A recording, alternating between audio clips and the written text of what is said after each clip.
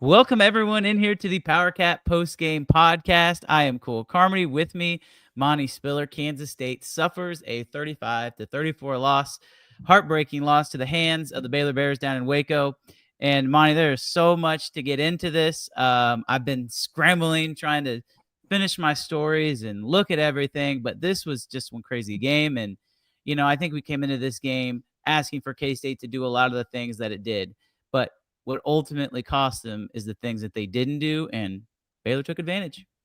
They did, and we had every opportunity to win the game several times late in the game, and we didn't. And Baylor's not a great team. They got some great players, individual players, but collectively they're not a great team. Defense side of the ball, they probably played a lot better than they anticipated.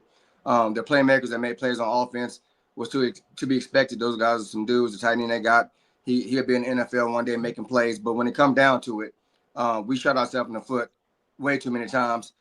Play calling, situational ball. I don't know what's going on, but it left me scratching my head. I don't have any hair, thank goodness, but it left me scratching my head. When K-State took a 31-17 lead, I turned to the people that I was watching the game with, and I said, okay, K-State needs to score 34 points. Because I really, truly felt if they just added a field goal in the fourth quarter, they'd be fine. Now, when K-State throws that pick six, when Avery Johnson throws that pick six, we'll get into a lot of coaching discussions. I see people in the chat, which, by the way, ask us questions. We'd love to talk about it. But Avery Johnson throws that pick six. Up to that point, I thought he'd had an amazing game. But to Avery's credit, he bounces back, hits Jace Brown on a deep fade ball. Should have been a touchdown. I don't understand that rule. I get it. It's player safety. But they get the ball down there inside the 5-yard line, and they can't punch it in. And Monty, I was really, really perplexed with some of the play calls because it's not a guarantee that if they score a touchdown, they win that game because you still have to hold Baylor out of the end zone. Yeah. But I don't understand some of those play calls, especially when they've been having success running the football like they did pretty much the whole day. Yeah, I'm thinking to myself, we score a touchdown, go for two, put it in a situation where if Baylor does get close, they have to score a touchdown to win. Right. And the field goal won't win it for them. It's like I said, it's perplexing. It's a lot of questions going on late in the game, and we'll talk about early in the game as well. But late in the game, we have the ball. We having some success running the ball. Why are we throwing the ball so much? Kill some clock. You're moving the ball. It's okay to mix in a few passes here and there. The tight ends have been having great games most of the game, and then we kind of got away from that. Yeah, we could beat their DBs one-on-one, but you got to be smart. Sometimes their coach can coach too, and a lot of times our play calling, it just, like I said, I'm perplexed on it. I don't know anybody. I'm not an offensive guy. I'm a defensive guy, but I'm thinking the situational ball. We got the ball. Let's kill some clock. We have a quarterback that can run.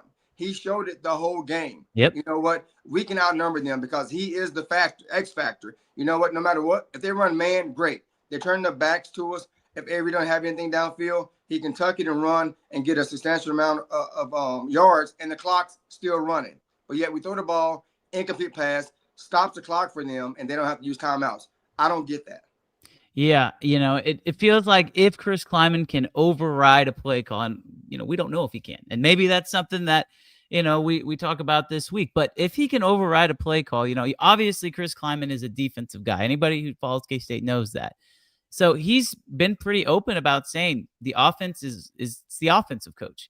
I almost wonder if that doesn't need to change. I don't believe that Chris Kleiman's going to fire Matt Wills after this game. I don't believe he's going to fire Matt Wills. If he does fire Matt Wills, it would happen at the end of the season. I can't see him firing the coach right now. I think what makes this so frustrating is just the fact that they did some really good things on offense today. Avery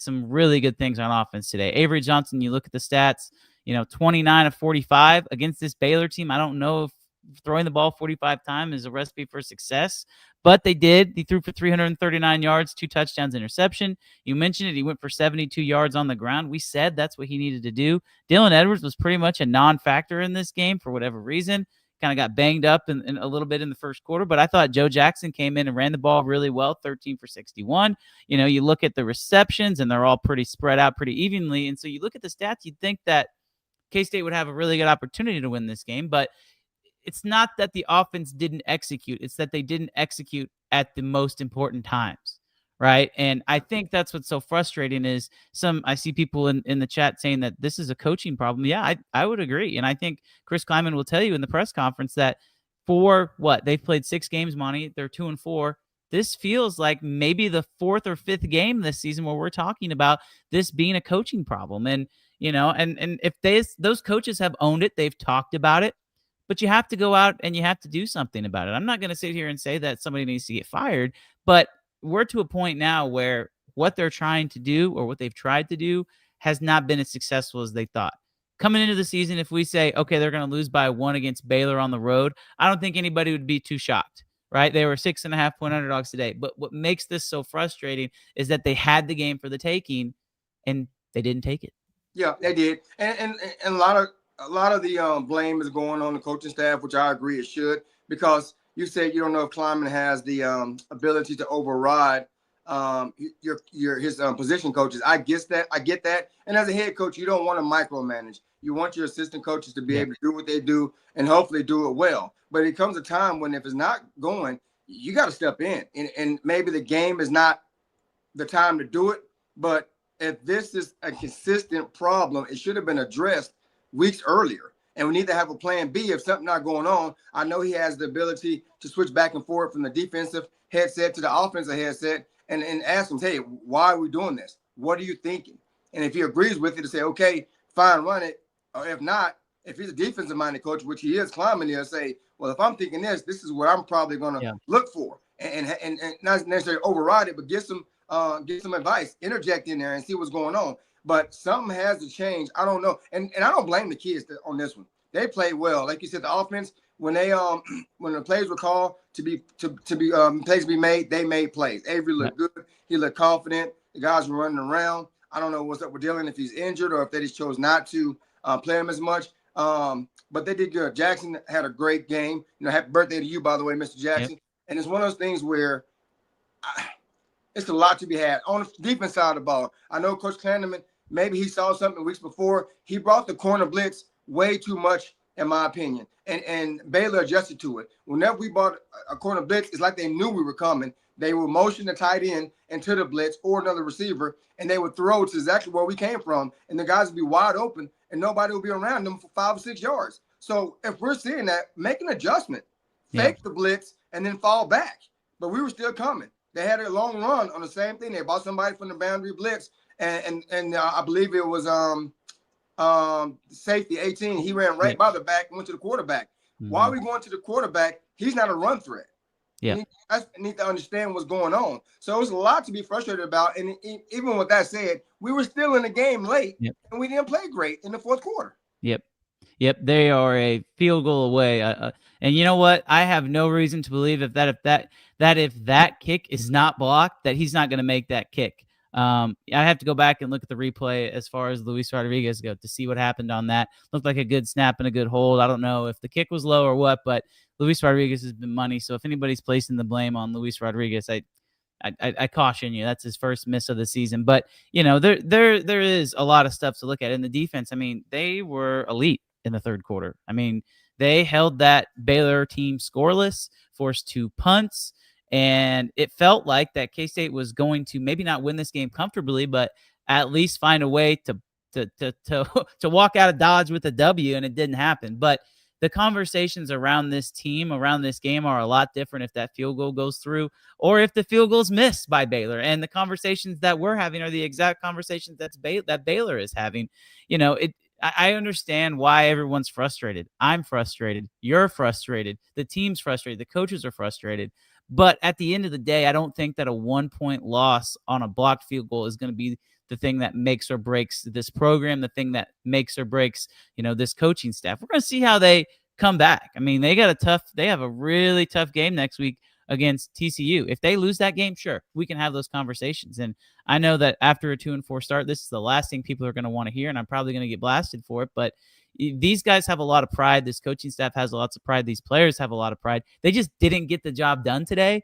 And Monty, that's really what it boils down to. When they needed to make play, they didn't.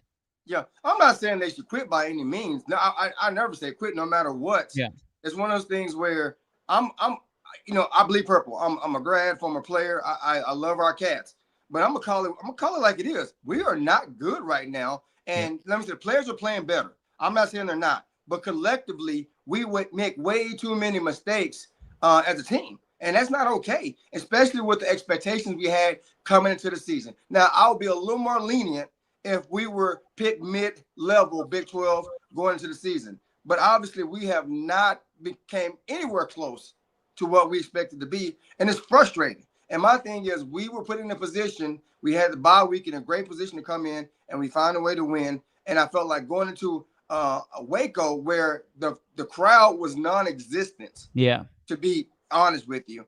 It shouldn't be. We had, we weren't favorites, but looking at it, we should have been favorites, and we were the better team. But yet we found a way to lose the team. And I don't know what to lose the game. Excuse me. I don't know what the issue is. Like I said, I'm not one to place blame. I was asked before in the interview, do I place blame? I said I don't place blame because I don't see what goes on during the week. I'm not there seeing what guys are being coached, if the guys are doing what they're told to do, and what we're seeing. So I'm not going to place blame, but something's not right. And I don't. And at this point of the season, even if we win out, which I don't think we will, and I hate to say that, this season is still a loss in my Yeah. eyes For because sure. we're not meeting expectations. And a bowl game is kind of like, yeah, it's good for the school, it can be good for recruiting, it's good for money reasons, but honestly, it's like a wash. Yeah. And frustrating. And I don't think they'll fire anybody because I think firing everybody would be stupid at this point of the season. But I wish and I hope we can come back and get better. But right now, I don't have that belief. And I hate to say that, but I'm just being honest. No doubt. I mean, again, like this was a game that if you wanted to, have some remnants of a successful season, whatever that is, you needed to win this game and they didn't do it. As far as the state of the program goes, like I am of the belief that this program is in a much better shape. The problem with people right now, Monty, is they look what's going on with Oklahoma State. They look what's going on with Arkansas. And let's just talk about the elephant in the room. I've seen this, and so I'm going to address it. Okay. The Colin Klein stuff is crazy, right? Like I'm just gonna say that. If you think Colin Klein is gonna be the next head coach at Kansas State, I'm not gonna call you crazy. But the fact that the reasoning is that you want him as head coach is because you think he's gonna go be a head coach somewhere else next year. Like Chris Kleiman has earned the opportunity to try and figure this thing out. If he doesn't want to come back, then that's his prerogative. But Gene Taylor is not going to fire Chris Kleiman to hire Colin Klein just because there's an opportunity for Colin Klein elsewhere. That's not how this works. And so I think a lot of people's reaction to fire the staff, fire the staff, fire the staff is because they are obsessed with this idea that Colin Klein is going to be the chosen son who comes home. I'm just going to caution people. I'm not saying that it's not going to happen. I'm not saying that it couldn't work. Okay. But there is a very real world where Chris Kleiman returns as head coach next year and there's a different staff. Like at this point in the season, that's probably the most likely outcome. And so fans who want what's best for this program, I understand if you want Colin Klein, I get it, but I don't see that happening right now. And I feel like that's just kind of this cloud that's hanging over the program right now is what's going on, not just with Colin Klein, but with the coaches. And where's this program going to move forward? I can't tell you. I don't have a crystal ball. I can't tell you that right now. But what I do know is they do need to make changes because if they continue on this trajectory, Monty, you said it, this team won't even make a bowl game. Yeah. And my thing about it is, as much as I know Colin personally, great guy, great young man. His coaching ability has improved with A&M. It was a blessing, I think, and for him to go to A&M and see some other different trajectory and landscape of college football. If he came to K-State to be a head coach, would I love it? Absolutely. But if he doesn't, I'm still going to support him no matter where he's at. All I care about is K-State winning. I don't care who the head coach is. I have no favorites. I want to see the Cats winning and at a high level and not being having that mediocre mind state. K-State came from a long way. And a lot of times people forget that. And sometimes, not saying all fans, but some fans are okay with like, it could be worse. Yeah, it could be worse. But why accept worse? Don't be that way. We should expect better. And I understand why a lot of fans are frustrated. Now, we can't just go fire Coach Kleiman this season because his expectations are not being met. I understand the frustration, but some has to give. I don't know what needs to happen. And we're not alone. Like you said, some other schools are dealing with it. They chose to fire their coaches early in the season. It could be contractual. It can be other reasons. But right now, I don't think they'll fire everybody because honestly, you fire everybody, who are you going to bring in? And then it's like starting from scratch. Right. And we're losing right now. You think bringing somebody else in is going to make it better right away? Probably not, because the teams we got to see are all good teams from here on out, and they are well established. So we're not going to go surprise anybody with a new coaching staff if that were the case. But something needs to happen. I don't know. I don't have the answer. Yeah. But I understand it's frustrating as heck being a Cats fan right now, especially with the expectations we had going into the season. They've lost 4 games by a total of 13 points. Yeah. Those are the facts, right? And I'm not going to argue with anyone about facts, right? I get it. Like, people are pissed. You should be. We've said, like, it's frustrating. This was a frustrating game.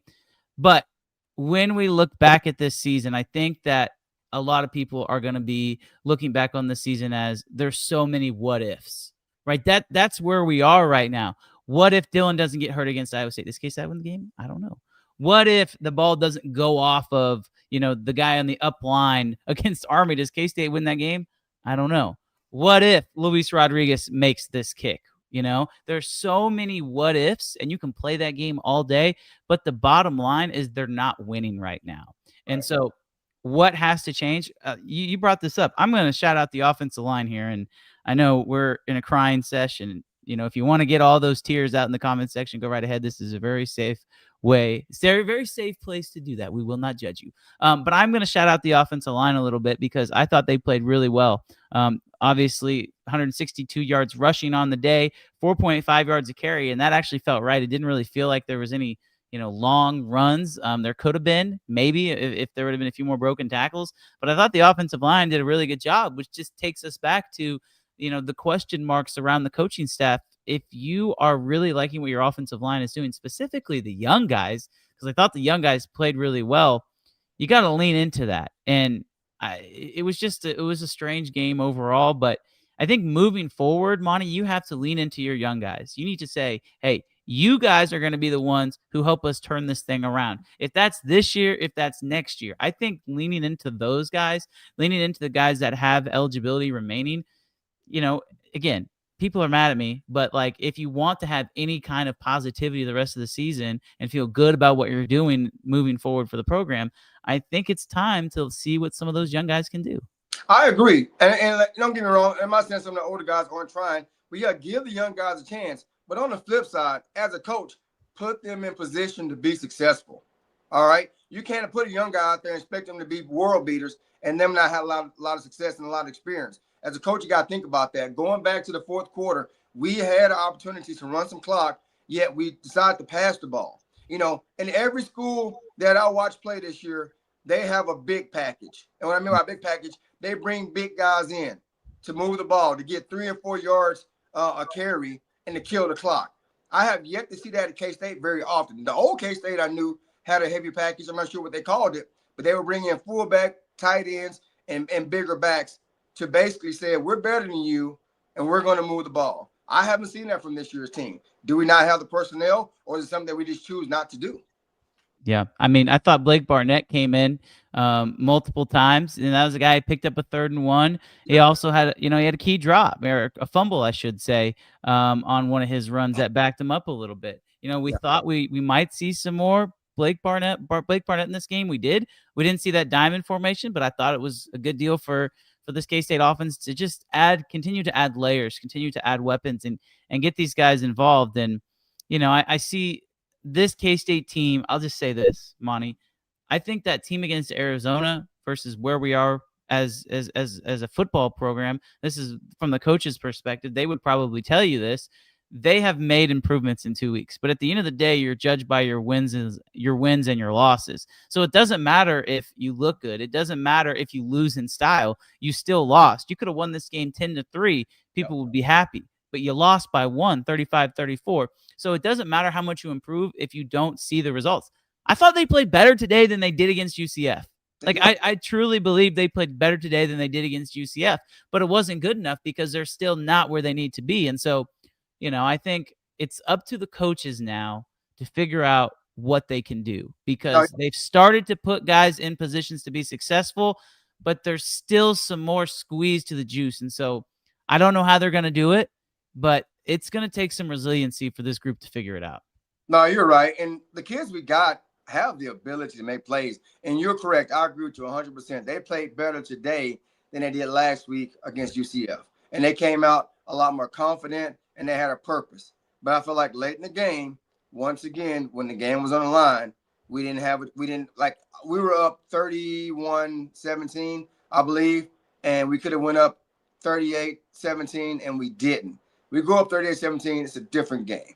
Yep. The confidence, the stands were half empty at that point, but yet we allowed them to get back into the game and we let them stick around. And what do coaches say? You let them stick around, you give them confidence, and a team with confidence can beat anybody at any time. And they had confidence and they found a way to win, and we didn't. And it's one of those things where I don't understand why it's so hard for us to do the little things right. And I noticed too, where defensive wise, we were in position to make plays. Like when they scored that second touchdown, VJ Payne was in the middle. They had two guys. They were playing, for people who don't know football, they were playing cloud coverage to the field. They had a corner down below and a safety up high, and then VJ Payne was in the middle. The quarterback looked off to the left. VJ Payne moved to the right to help on that side, and they threw the seam right down the middle where it scored late. Why are you, as a safety, cheating over to a side where there's one receiver and you have two other guys already there? Stay in the middle. You stay in the middle, you make an interception, and that touchdown don't happen. It's the little things that we're not doing as a defense at times that kills me watching the game, saying, why are we doing this, guys? Undisciplined. Now, do I know, did the coach tell him to cheat over? I don't know that, so I can't blame him. But from the naked eye, he should have kept himself in the middle, stayed square, and not bit on that fake by the quarterback and let the field wide open where they end up scoring. It's the look that you watch that drives me crazy about that. It is. And, I think it's just a result of wanting to be the guy that makes a play, right? Like, I think that this team, the problem with this team in the beginning part of the season is they were pressing. And then so what did the staff do? They said, okay, you have to simplify it. Thought they simplified it, and they dominated last week. Well, third quarter was outstanding. That's the best 15 minutes of football we've seen from this K-State team all season long, period, point blank. And it really felt like they had a chance. They were going to win the game. And I thought the play calling got a little conservative, but you're right. It's still the little things that this team has not done right. And if you want to put that on coaching, I don't think that that's bad, but also it comes down to the players too. Like VJ Payne, you brought him up. He has not had the season that he's wanted to have this year, that fans have wanted him to have. He's a 4-year starter. He's a captain on this team. He just needs to play better. Like, that's what it comes down to. And, I'm kind of someone, Monty, who I like to look at the game from a game-by-game basis. And you're a coach, and so I know you do the same thing, right? Like, it doesn't matter. The season's not going to stop, right? People might not come to the games. People might watch our shows. People might not read our articles. People might not watch the games. But the games are going to get played. The players are going to go out there and play for 60 minutes. It's just going to be a matter of what does the product look like. Yeah. And the product was better today, but it wasn't good enough. And that is the overall message, is that something has to change. And it has to start with the top down. And I keep saying that. I feel like a broken record. But, like, again, all the things they were good at on Saturday against UCF, they were good at again today. They ran the ball well. They were pretty efficient on offense for the most part. It wasn't even that different of a game besides the fact that Baylor's just better than UCF. And so maybe we have to look at ourselves, Mike, and say, well, maybe this is how good this K-State team is. Maybe they are good enough to lose by 1 point to Baylor. They're good enough to kick the crap out of the teams that aren't very good in the Big 12, and they're just a middle-of-the-road team. And if that's where this team is, then K-State fans, they expect more. And that might just be the reality of where this season is headed the rest of the way. Honestly, I think you're right on that. You know what? We had high expectations, but now, 5 games into the season, we're average. And there are times when average is okay if you go into the season expecting to be average, but we weren't. It sucks. And it's one of those things where for K-State football, the last couple of games, it ain't how you start, it's how you finish. And we can't finish. We haven't finished the game. Yep. And I don't understand why. I know coaches have conversations. I know they prep Just like, and I know the fans are dogging the coaches, but these guys are at D1 level for a reason. They've proven that they can coach at this level. Now, getting to this level is one thing. Maintaining and being at a high level at this level is another.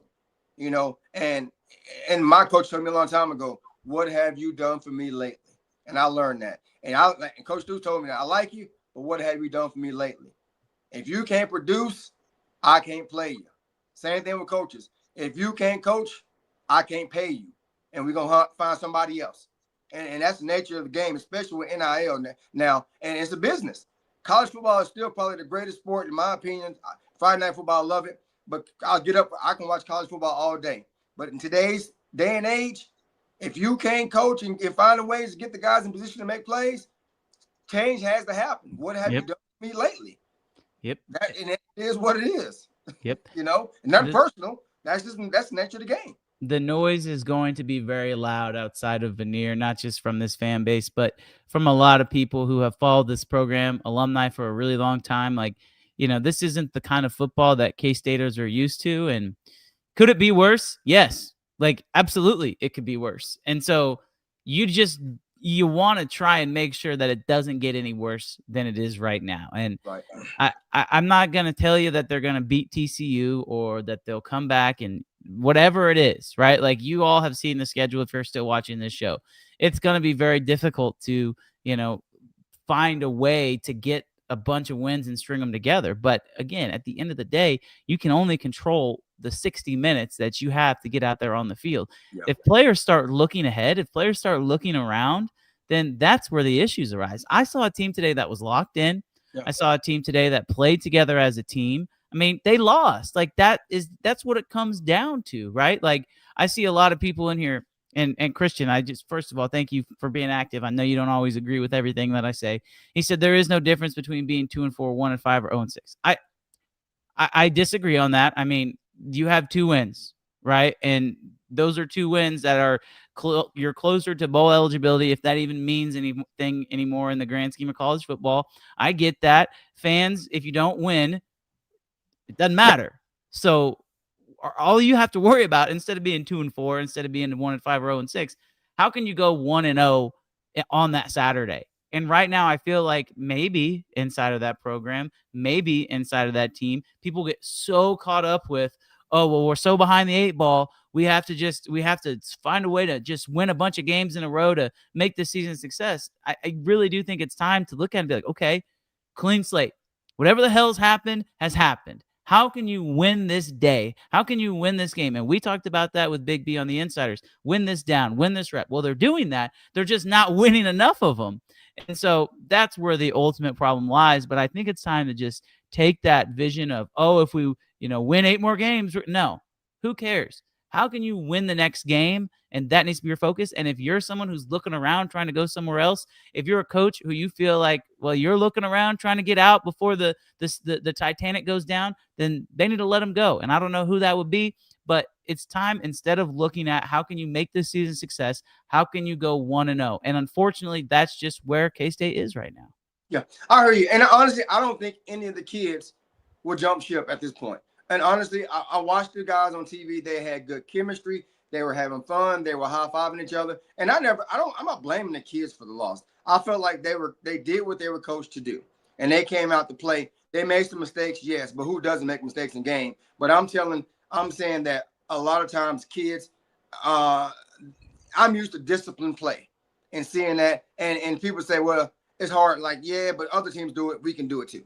You can be disciplined, consistent. And a lot of times when Baylor got big plays, it wasn't because they were out schemed or whatever. We just didn't make plays. On the flip side, they did make some exceptional plays. They got D1 talent. They got guys that are NIL, big money guys for a reason. They got some ballers too. And we were in position and to make great plays and competed, but they just did better than us. But we have to figure out collectively as a team how to be better. Special teams, not kicking game, but kickoff return. Has to be better. Punt, horrible. Yeah. Horrible. The blocking, not good at all. The returners, not good at all. That's not K-State football. You have to put all three levels together, offense, defense, and special teams to win. Yep. You know what I mean? And not the case. I don't know what's going on with that. You know what I mean? It's horrible, and we got to do better. It's frustrating. And like I'll be there for the game, homecoming. I'm not gonna stop going to the game. I'm gonna support them, but it doesn't mean I cannot like what I don't see because of where they play, and I'm be frustrated. But I'm not gonna give up on them. Right. So this is I'm gonna go through some comments here. Finally, too. Empty stands at homecoming loss. First of all, they had 53,000 people at the game on Saturday against UCF. There is not going to be empty stands. It was the most attended K-State football game. What'd they say? Like almost 10 years. That's not going to happen. K-Staters will show up for their team regardless of, how things are going. Will there be less attendance? Maybe. I understand why fans are mad, but no. So there's not going to be empty stands, and that's one thing. Cole, you literally say the same thing every week. Sorry. I'll go on a lot of podcasts, so maybe that is something. I found another one down here that I wanted to bring up. Okay, so why should fans go to the games if there is not a change on the coaching staff? I think this is a valid question, but fans should go to the games because that's your team, right? I'm not going to tell you how to fan, but Monty, you said the same thing. If you don't want to support this program anymore, then that's your prerogative. But again, I truly do believe that this program still can find a way, maybe not to have the arrow pointing up, but to avoid two arrows pointing down. And that's where Oklahoma State is right now. That's where Arkansas is right now. That's where Virginia Tech is right now.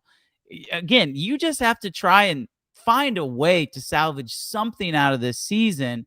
And if you can't, then yes, then fans, then don't go to the games. But they have to try and find a way to just somehow make it to where this season is not an utter colossal disaster. It's a disaster right now, but how can they avoid the utter disaster is really what we're looking at. Yeah, I agree. And it's one of those things people say, I get it. You're not happy with the team, the way they're playing. Shoot, there are times where I don't want to go to work, but I got to make money. I'm going to still go. I'm not saying that you have to. And if you pay for the tickets, that's on you. That's money lost. But I'm going to still go pay. I'm going to go cheer for the guys. I'm not happy with us right now. You know what I mean? And I have no say on if to fire the assistant coaches or whatever. But I want to see our guys do better. But my thing about it is, though, here's where I look at it. Yes, we are not in the position that we want to be. But why not go ruin somebody else's season? I don't care. Why not go ruin KU season if we can in Lawrence? Why not go ruin TCU seasons? You know what I mean? It's one of those things. When you play the game, you play for something. Yep. You play for each other. You play for your families. You play for your name. You play for university. But if you're not playing for a bowl game, which is right now the only thing that we can play for, to be honest. Now, what tier bowl game that would be, I don't know. One game at a time. And that's still not like even a reality right now. Yep. But find something to play for and come together collectively. And a lot of times people forget that. And it's one of those things where you have to regroup. It's okay to be frustrated. I'm frustrated, but I'm not going to quit on them. You know what I mean? I love my kids. I got 2 sons. They frustrate me, but I'm not going to quit on them because there are times when I just want to choke them out. But I love them. And the K-State's my team. It's going to be my team. But I agree with the fans. It's frustrating. Change needs to happen. That being what, I don't know. But something needs to get fixed. This is an interesting comment. I don't know if this is something that Bracket Cat, if you're being tongue-in-cheek or if you're being totally for real. He says, I'm happy we lost. Keep losing. Once the streak ends, Gene will be forced to make changes. Okay. If that's how you feel, that's how you feel. If there is definitely a portion of the fan base out there that feels this way. The only reason I'm bringing this up is because I guess I wouldn't consider K-State losing in the best interest of K-State. Regardless of what happens, I'm not saying that a coaching change won't happen, but that's just what I'll say.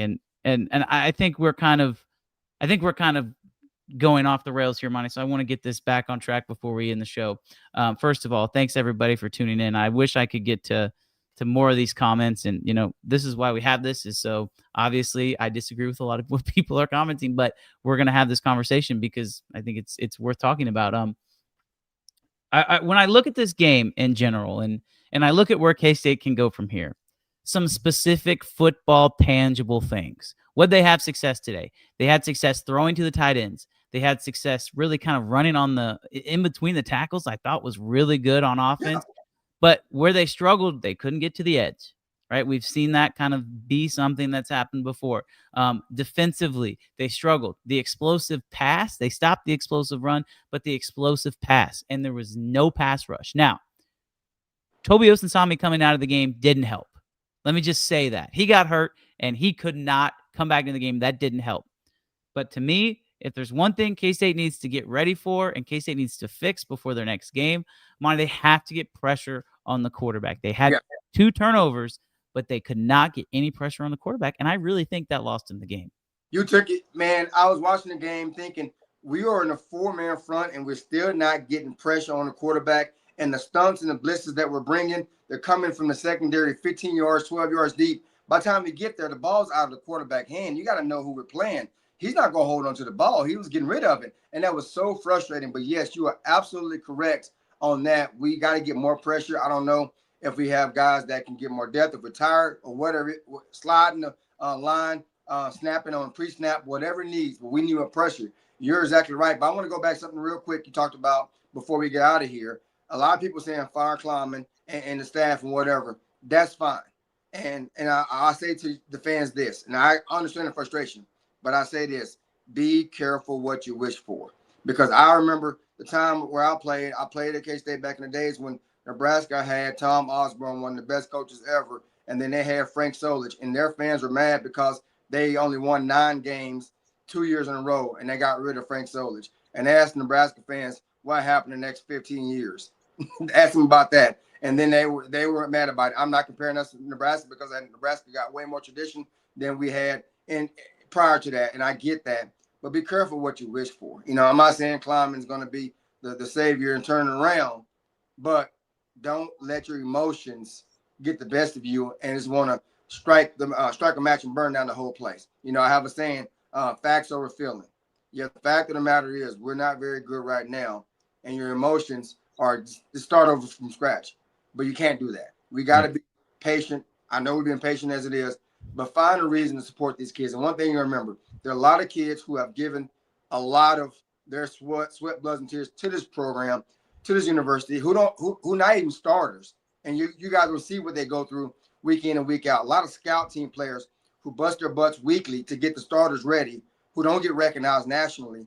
And for us as fans to give up on them ain't fair either, because they do get in some time on special teams. They do get in on time on mop-up duty, and they don't get recognized. And I'm not saying that's the reason why to support them, but keep that in mind as well. I get it. You're frustrated, but you can't give up on this team, and we got to find a way to support them. And hopefully, next time we're out at the Bill, we get a win. But go ahead, Cole. No, you're right. And as we wrap this up, you know, I think there's going to be a lot of folks all week who are rightfully frustrated, and we've seen that. We've talked about it. Like, yes, be frustrated. I think that is totally okay, because people inside of that building are incredibly frustrated. The players are incredibly frustrated. Nobody wants to lose, right? They're trying to win. And so, you know, I get frustrated too when I see some stuff and from players and coaches who, well, you know, we just gotta get better. Like, no, go out and do it. Go out and change something. They came a 55-yard field goal away today from winning this football game. Those are the facts, right? You just brought it up. Those are the facts. They weren't good enough coaching. Those are the facts. They didn't execute when it mattered. Those are the facts. And they're 2-4. That's it. Nothing else needs to be said, right? Like, this game was not a easy one. It was not a fun one as far as the result goes. Were there positives? Yes, there were. And K-State will try and build off those positives. Were there negatives? Sure. But you know what? At the end of the day, you lost by 1 point. You got to pick yourself up off the mat, and you have to go from here. Like, you can't restart the season.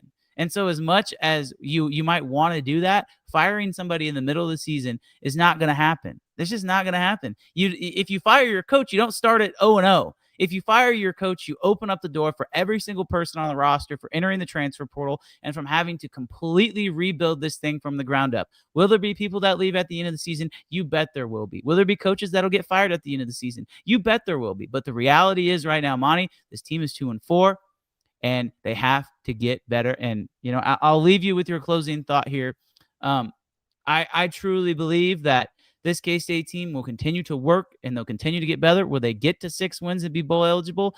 I don't know. Has it been a horrible start to the season? Yes, it has. But I know one thing. This team is going to wake up tomorrow. They're going to arrive back in Manhattan tonight, and then they're going to go to work. And the season doesn't stop just because you lose. Yeah, I agree. And it's one of those things where we can't change what happens. It sucks tonight. A lot of people don't. Here's my thing. We should be 3-3 at this point, but we're not. Nothing we can do about it at this point.